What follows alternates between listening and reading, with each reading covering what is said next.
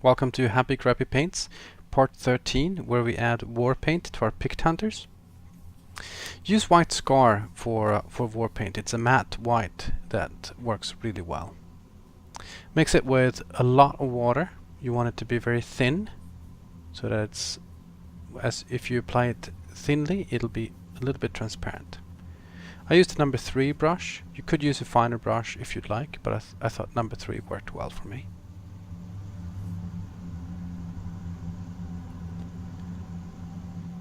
You might need to apply the war paint in multiple layers to get the transparency you like. For the eyes, I found, for the face rather, I found that one layer was usually enough. When you do paint war paint in the face, make sure that you don't hit the eye sockets with the white. If you remember, we cheated a little bit on our picked hunters and we did not paint the eyes at all. So they are meant to be quite dark, the eye sockets. As you can see here, the paint pulls around the edges of the brush stroke. Just wait a few seconds and do a few more strokes, and then the paint will create a nice even band. You can also see that I go back and add a little more to the arm, to the war paint on the arm.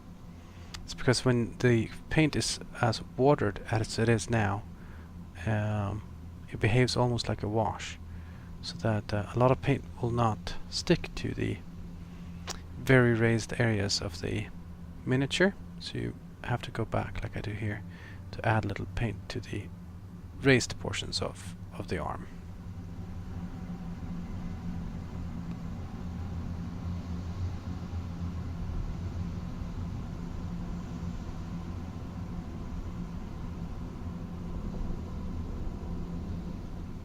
Here's another example of war paint where I decided to do I'll paint across the forehead and nose and eyes and the other arm instead.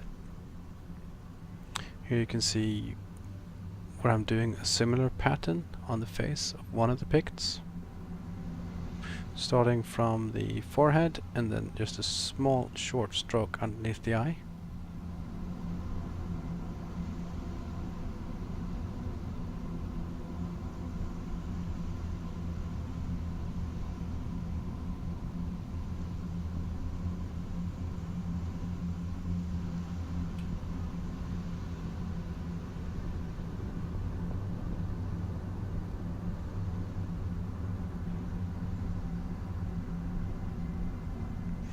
Here I'm trying to do something a little bit different again, trying to vary the different picts.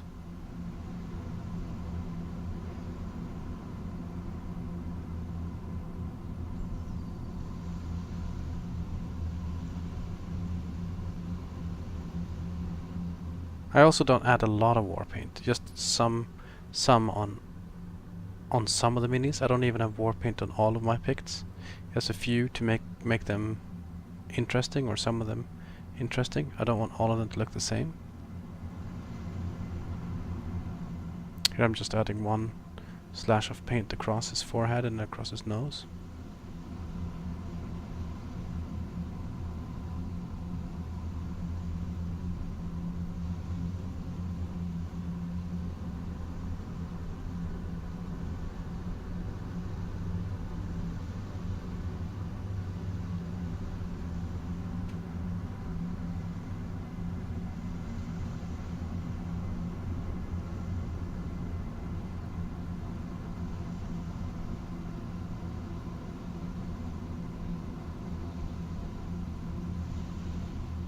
The reason why I don't have war paint on his left thigh, because I don't want to risk getting any of the white on his arm or any of the skulls he's holding in his hand. Just being on the safe side to not having to go back and repair anything, since they are basically done already. So So that's the reason I don't have any war paint on the left thigh on any of my picts.